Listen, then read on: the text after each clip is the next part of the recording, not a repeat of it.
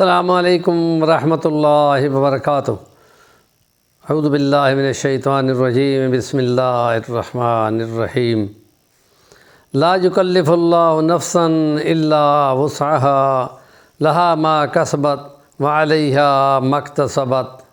وقال اللہ تعالی فی کلامہ المجید، ما آتاکم الرسول فخذوہ وما نہاکم عنہ فانتہوا۔ صدق اللہ العظیم۔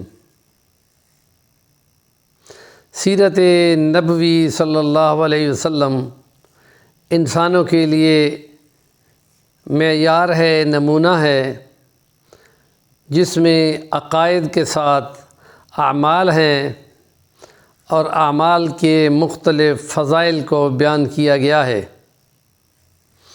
اس عبادات میں 5 پلرز، 5 اسلام کے ستون ہیں، جن میں ایک روزہ ہے، اور اس روزے کی فضیلت اتنی بڑی ہے کہ جہاں جنت کے دروازے ہیں، ان دروازوں میں ایک دروازہ صرف روزہ رکھنے والوں کے لیے خدا نے مخصوص کیا ہے، اس کو باب ریان کہا جاتا ہے۔ اور حدیثوں میں نبی پاک نے فرمایا ہے کہ جس وقت تمام روزے دار اس ریان دروازے سے جنت میں پہنچ جائیں گے، اس کے بعد پھر کوئی اور اس میں سے نہیں گزرے گا اور وہ بند کر دیا جائے گا۔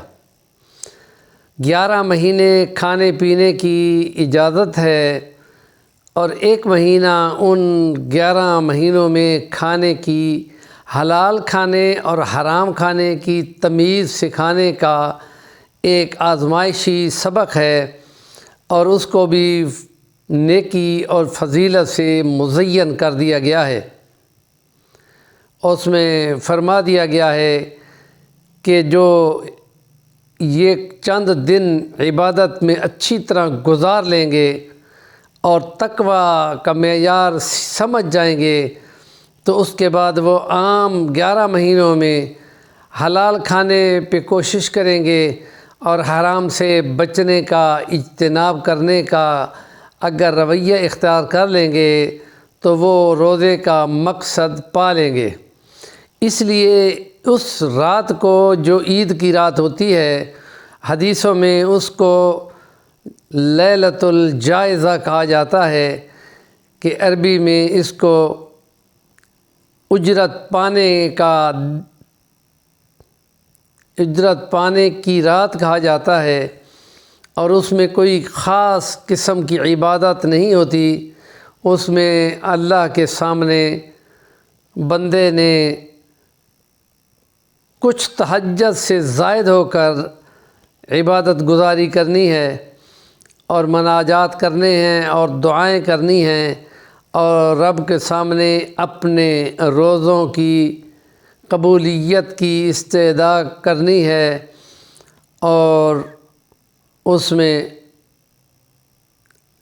یہ دعا اور مناجات کرنا اور اس روزے کو انجام دینے پر خدا کا احسان بجا لانا ہے، اور اس کو اپنے فضل کا محتاج سمجھنا ہے۔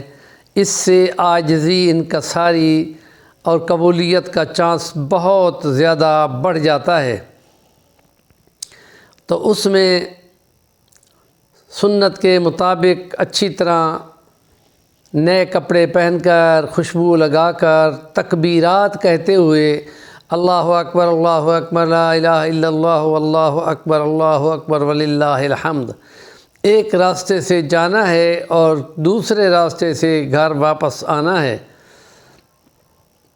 اور ایسے نیکی کے منظر میں، جس میں 2 رکعت پڑھی جاتی ہے، اور اس ہر رکعت کے اندر 3 زائد تکبیریں بولی جاتی ہیں، اور جمعے کی طرح اس کا خطبہ ہوتا ہے، اور خطبہ کے بعد اس تہوار کی خوشی میں ایک دوسرے کو مبارک دینا ہے، اور گلے ملنا ہے، اور دعوتیں دینی ہیں، اور صاف ستھرا اور میٹھا کھانا کھلانا اور کھانا ہے۔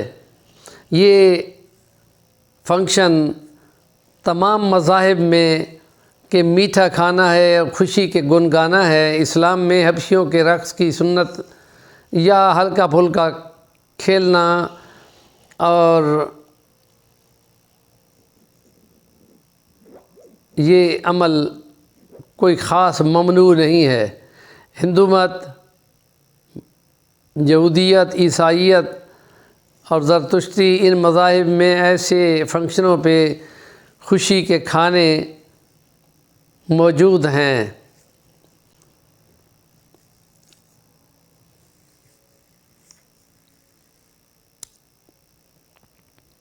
ہمارے چینل کا نام ہے صفی الوانی۔ حضرت امام شافعی رحمۃ اللہ علیہ نے اس سلسلے میں یہ چیز بیان کی ہے کہ جمعہ کی رات، عید الفطر کی رات، عید الاضحیٰ کی رات، رجب کی پہلی رات، یہ وہ راتیں ہیں کہ جن میں ان کے بقول دعائیں اور مناجات اور شکرانے ضرور قبول ہوتے ہیں، اس لیے پوری عقیدت کے ساتھ اس کو بجا لانا چاہیے۔ تو چونکہ روزے غریبوں سے ہم نوائی کی طرح بھوکا پیاسا رہ کر اللہ کی بندگی کرنی ہوتی ہے، تو اس روزوں میں کمی بیشی کو پورا کرنے کے لیے فطرانے کی کچھ رقم ادا کی جاتی ہے۔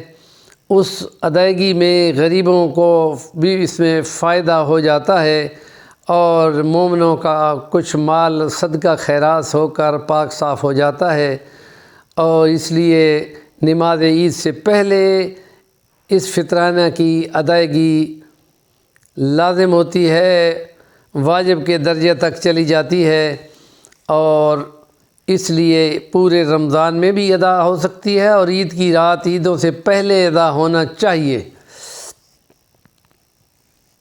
باقی مذاہب کے مقابلے میں مسلمانوں کا یہ دو عیدوں کا تہوار بہت زیادہ مستحسن، انسانیت کے قریب، غریبوں سے ہمدردی، ہم نوائی اور یہ سارے پہلو سمیٹے ہوئے ہیں۔ ہمارے چینل کا نام ہے صفی الوانی، ضرور سبسکرائب کریں، کام کی بات کا کمنٹ دیا کریں۔